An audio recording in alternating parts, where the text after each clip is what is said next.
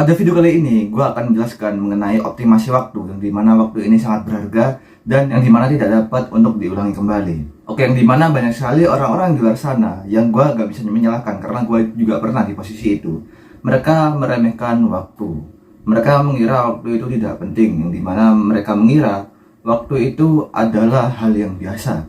Padahal mereka tahu bahwa waktu tidak bisa diulang kembali. Akan tetapi mereka tidak sadar akan hal tersebut. Oke, jadi dulu ketika gue masih SD atau SMP ya, lebih tepatnya SD ya, gue itu merasakan yang namanya Dunning-Kruger effect atau efek Dunning-Kruger, yang dimana ketika gue melakukan sesuatu yang tidak seberapa tahu ya, atau pemikiran gue yang belajar sedikit saja itu sudah merasa paling pintar. Gue adalah orang yang paling pintar pada masanya ya, dan itu adalah paradigma gue. Bias yang gue lakukan adalah sombong. Gue pada waktu itu merasa sangat angkuh, yang dimana gue bisa segalanya. Dalam bidang seni bisa gue, dalam bidang teknologi bisa, dalam bidang matematika dan segalanya gue bisa.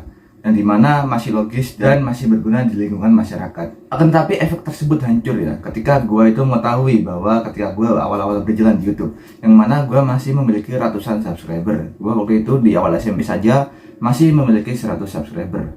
Kalau kalian ingat ya, kalau kalian pernah baca Psychology of Money, orang yang hebat itu bukan berasal dari orang yang kuat banget. Contohnya seperti salju atau es beku ya, dimana kenapa kok di Antartika itu sangat padat salju? Bukan karena mereka itu sangat hebat atau kuat gimana ya. Benda ini itu bukan hebat gimana, tapi memang di sana ada tempat yang paling optimal untuk mereka bertahan ya. Jadi ada sebuah seperti bongkahan es yang bisa bertahan di sana. Dan kekuatan bertahan inilah yang dapat menjadi hebat pada masanya ya. Dimana efek bola salju juga ada di sana ya. Kecil-kecil, gulung-gulung terus menjadi besar. Jadi dulu itu gua itu sempat hebat ya menurut gua pada masanya. Yang dimana ketika gua dewasa ini gua juga menertawakan diri gua sendiri. Kok bisa gua melakukan hal itu ya? Padahal waktu itu gua itu tidak seberapa hebat di bidang non akademik. Tidak seperti sekarang yang mungkin ya walaupun gak seberapa ya. Cuman dulu itu gua itu angkuhnya sudah tingkat tinggi ya. Oke, jadi paradoksnya adalah orang-orang yang ada di sekitar gua ya. Gua tidak sebut lah. Itu banyak sekali yang tidak menghargai waktu. Yang dimana paradoks ini itu sangat berbahaya ya. Mereka mengira bahwa waktu itu tidak terlalu penting ya. Karena mereka mengira kehidupan mereka begitu-begitu saja dan tidak ada artinya. Tidak seperti itu ya. Setiap manusia memiliki hak yang sama. Mereka bisa saja menjadi seorang yang terpintar, terhebat, nomor satu lah di dunia. Akan tetapi kenapa kok mereka tidak mendapatkan kesempatan ini ya? Oke, gue akan menghargai orang-orang yang memiliki kepercayaan yang sama ya di luar sana ya. Contohnya seperti hidup berulang kali. Tapi gue juga akan memberikan konsep berbeda ya terkait dengan juga kepercayaan gue, yang dimana hidup itu cuma sekali, tidak ada yang namanya reinkarnasi. Kenapa dengan hidup sekali ini lu jadiin hidup lu itu begitu-begitu aja? Kenapa lu nggak mau yang hebat ya? Apakah lu nggak punya emosi dalam diri lu gitu? Jadi ini tuh sangat berbahaya sekali ya, karena paradoks bom waktu yang mereka tahu adalah waktu yang waktu cuma segini aja. Ketika mereka masih kecil, mereka itu sangat meremehkan ya. Semakin mereka dewasa juga akan meremehkan. Paling nanti kalau gua, contoh ketika mereka masih SD, nanti ketika gue SMP gue akan sukses. Ketika mereka SMP, ketika SMA gue akan berusaha yang lebih bersungguh-sungguh. Ketika mereka menginjak SMA, mereka akan mengatakan, nanti aja gue kuliah akan bersungguh-sungguh. Ketika mereka sudah lulus dan menjadi fresh graduate, mereka akan mengatakan bahwa hari ini gue akan lebih baik daripada kemarin. Faktanya apa? Ketika mereka melakukan hal tersebut, mereka tidak bisa. Bukan karena mereka tidak mampu, tapi tidak ada yang namanya kebiasaan di sana. Jadi habits yang benar adalah habits yang dilakukan setiap hari, bukan nanti-nanti atau masih nunggu kapan itu tiba. Nah, dimana konsep ini sangat berkaitan dengan yang namanya rasa malas. Rasa malas ini bukanlah rasa tenang atau diam, karena rasa tenang atau diam itu juga tidak seburuk itu, karena mereka itu juga baik. Tenang tapi tidak terburu-buru, diam tapi jangan merahasiakan hal-hal yang sebaiknya itu mengedukasi, kecuali memang private nih. Yang dimana apakah lu itu nggak marah gitu dibanding-bandingin orang tua lu? Anak gue ini kok sangat hebat gini ya. Orang tua lu nggak bisa mengatakan kalau lu itu kehebatannya apa. Apakah lu tidak malu gitu? Iya, nanti gue ini diem aja karena gue nggak peduli hal tersebut ya. Bukan begitu ya. Kalian tuh harus balas. Apakah kalian harus mukul orang tua kalian? Bukan.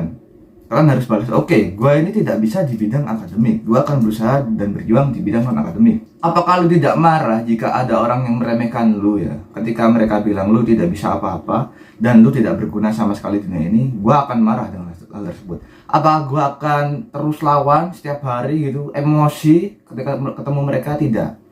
Karena itu adalah tindakan yang tidak ada gunanya, sia-sia dan juga tidak penting. Tidak seperti itu cara bermain dunia ini. Jadi ketika kalian ingin berusaha membalas hal tersebut, hati kalian itu harus panas. Kenapa kok gitu? Karena kalian itu harus membalas orang-orang ini. Tapi nggak gitu caranya. Banyak sekali yang miskonsepsi dari sini.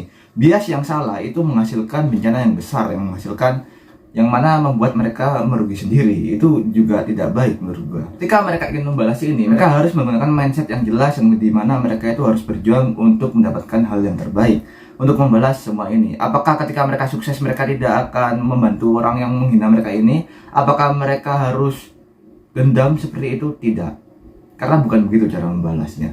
Jadi ketika ada narasi ya, sebuah isu, sebenarnya ini mirip juga isu atau narasi. Ketika ada narasi sebuah artis, sebuah ini, apakah lu akan peduli? Pasti peduli dengan hal tersebut. Dan itu sangat berbahaya ya. Waktu sangat berharga, jangan dibuang-buang untuk hal tersebut. Jika kalian masih mengurusi narasi-narasi tersebut ya, apalagi tidak terlalu penting, ya itu kalian masih berada di circle yang sangat tidak profesional, atau circle yang memutar terus menerus diri kalian hingga sampai ke saat begitu-begitu aja. Apakah kalian percaya dengan media sosial tersebut yang dimana itu hanya merepresentasikan orang di dunia nyata? Apakah kalian tertipu dengan kata-kata merepresentasikan? Ya, itu sangat berbahaya juga. Karena yang kita tahu bahwa orang yang ada di dunia nyata ini itu tidak sesuai dengan orang yang ada di media sosial. Tidak semestinya begitu, dan gue sudah membuktikannya sendiri. Dan ketika gue melihat berbagai narasi ini, itu ada permainan di baliknya. Contoh ya, ini bahaya gue ngomong gini ya, tapi nggak apa-apa. Jadi kemarin ketika Pilpres juga, atau pemilu ya, gue itu juga sempat ya melihat ada berbagai permainan di sini. Bukan kecurangan, tapi permainan.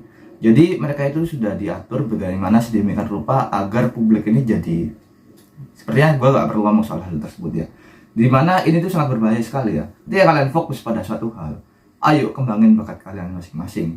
Jangan biarkan orang-orang yang meremehkan kalian, yang mengatakan bahwa kalian itu begitu-begitu aja, kalian gak bisa apa-apa, public speaking kalian gak bisa. Kalian harus marah di situ. Apa kalian harus balas dengan memukul orangnya, membentak orangnya? Tidak. Bukan seperti itu cara melawannya. Dengan adanya narasi tersebut ya, kita juga dapat tahu ya bahwa banyak sekali isu-isu yang bertebaran yang membuat bias kita itu menjadi sangat tidak normal ya. Dimana kita tidak jadi untuk mengurusi apa yang seharusnya kita urusi atau kita fokus di sana. Konsistensi itu adalah kunci. Jadi apakah kalian percaya dengan isu-isu tersebut? Gua tidak ya. Karena pastinya ada istilahnya itu backingan ya. Ini gua akan bahas ini di part selanjutnya, di video selanjutnya, yang dimana itu akan membahas soal apa itu ekor dan apa yang bisa menyelamatkan cadangan lah istilahnya ya. Oke, ketika kalian sudah sadar akan hal tersebut, apa solusinya? Jadi kalian itu harus membagi waktu. Apakah waktu ini sangat penting sekali dan gua nggak bisa untuk menikmati waktu tersebut? Justru dengan kalian menyadari waktu itu penting, kalian akan menikmati waktu tersebut. Oke, ketika gua bermain dengan teman-teman gua ya, manapun kalian bermain berada ya, itu kalian akan tahu bahwa waktu itu sangat berharga. Oke, gua tidak bisa selamanya bermain dengan teman-teman gua, maka gua akan menikmatinya sekarang. Seperti itulah ciri-ciri konsepnya ya. Yang dimana banyak sekali miskonsepsi bias yang sangat krusial ya, karena mereka ini tuh menganggap bahwa waktu itu tidak terlalu penting ya. Jadi gini ya, lebih tepatnya ya, mereka menganggap main-main itu adalah hal-hal yang menikmati untuk diri kita sendiri ya. Bukan main-main yang gimana ya.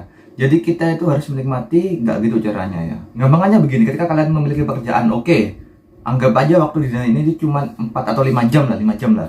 Oke, kerjaan gue ini nggak bisa bro, harus dikerjakan 7 jam. Nah itu bagaimana itu?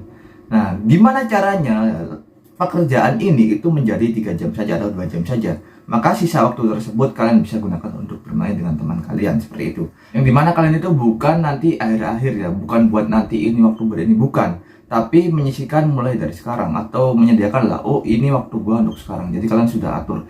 Bukan kalian main-main dulu nanti kerjaannya nanti dulu. Jadi kalian harus kerjain dulu. Untuk urusan main ya bisa nanti terlebih dahulu. Ini memang terkesan agak kejam dan tegas. Tapi dengan adanya konsep seperti ini, justru kalian itu akan menjadi semakin menghargai waktu dan juga mengetahui bahwa pentingnya waktu di dunia ini. Dan mungkin juga hidup kalian itu lebih baik dan lebih bahagia daripada sekarang. Kalian kan nggak mau kan hidup begitu-begitu aja. Dimana juga ada prinsip mengenai pengetahuan opportunity cost. Jadi ketika gampangnya gini, opportunity cost atau biaya peluang adalah ketika, contoh ini ya, gua nggak mau kasih definisi yang terlalu rumit di sini. Sebenarnya tadinya gua mau kasih, cuman ini juga gua juga nggak paham awalnya apa itu ya. Intinya gini, Ketika kalian menggunakan waktu untuk ini, kalian mengorbankan waktu untuk itu. Ketika kalian menggunakan waktu untuk itu, kalian mengorbankan waktu untuk ini. Seperti itulah. Dimana ini tuh sangat bervariasi ya, tidak harus waktu. Tapi kan di sini kan pembahasannya waktu. Jadi kalian harus tahu opportunity cost ini harus dijaga dengan betul-betul ya. Karena jika kalian tidak menjaga dengan betul, tidak menggunakan seefisien, seoptimal mungkin, kalian akan terjerumus ke circle yang begitu-begitu aja ya. Circle ini ya, circle lingkaran yang berputar ya, atau circle pabrik lah istilahnya. Itu sangat berbahaya sekali pada kalangan anak muda atau generasi emas. Yang dimana gue tahu juga di sini perbandingan orang satu dengan orang lain, satu dunia ini itu adalah 1:1. Kenapa kok bisa begitu? Karena setiap orang memiliki kelebihan dan kekurangannya masing-masing, begitu dari pola pikir, fisik, kesehatan maupun hal-hal tertentu. Contohnya seperti kekeluargaan. Tapi mengapa kok orang-orang itu berbeda? Ada yang lebih sukses, ada yang lebih hebat, ada yang lebih terkenal, ada yang lebih hebat dalam hal tertentu. Memang seperti itu ya. Karena mereka ini tahu bagaimana cara memanfaatkan waktu dengan sebaik-baiknya ya. Yang dimana itu gue juga baru nyadar di remaja ini ya, fase-fase yang sangat krusial, yang dimana gue nggak boleh balas orang-orang yang mengkritik gue. Justru kritikan ini tuh gue buat bahan bakar, bukan bahan bakar buat bakar mereka nanti, bukan ya, tapi bahan bakar untuk gue sukses ya. Bukan nanti, alah ini haters, gue akan biarin. Tidak seperti itu ya. Itu konsep-konsep yang salah ya menurut gue ya. Karena dengan adanya kritikan itu, gue jadi lebih bahagia. Oh, gue salahnya di sini. Mungkin ini sekedar omongan ini, kalau bocil juga bisa ngomong hal ini ya. Cuman di sini praktiknya itu beda ya. Praktik dari teori ini itu banyak yang gagal. Karena kenapa? Karena mereka itu hanya berteori saja, tidak bisa mempraktikkan di kehidupan nyata. Apakah kalian tahu ya, seberapa bisa kalian melatih mental kalian agar tidak terjerumus pada hal yang seperti itu ya? Jadi kalian itu harus tahu juga kemampuan diri kalian. Apakah itu ngestak di situ-situ aja? Tidak. Karena mental itu bisa dilatih, yang dimana kalian itu menggunakan metode vaksin. Jangan ketika gini ya, kalian itu dikasih penyakit yang besar, hebat, luar biasa, menyakitkan atau sampai mematikan, berbahaya sekali lah istilahnya, darurat. Tapi ketika kalian ini dikasih ya penyakitnya itu level 1 terlebih dahulu, kalian itu akan naik ke level 2. Kalau nggak bisa, oke, level 1 mesti kita selesaikan dulu level 1, level 2. Jadi konsisten dan juga bertahap. Apa yang terjadi jika contohnya ada 10 level, tapi kalian itu skip semuanya? Kalau bisa di skip ya, dan kalian harus mengerjakan level 10, maka kalian nggak bisa menyelesaikan level tersebut. Ya seperti itulah teorinya dalam game ya.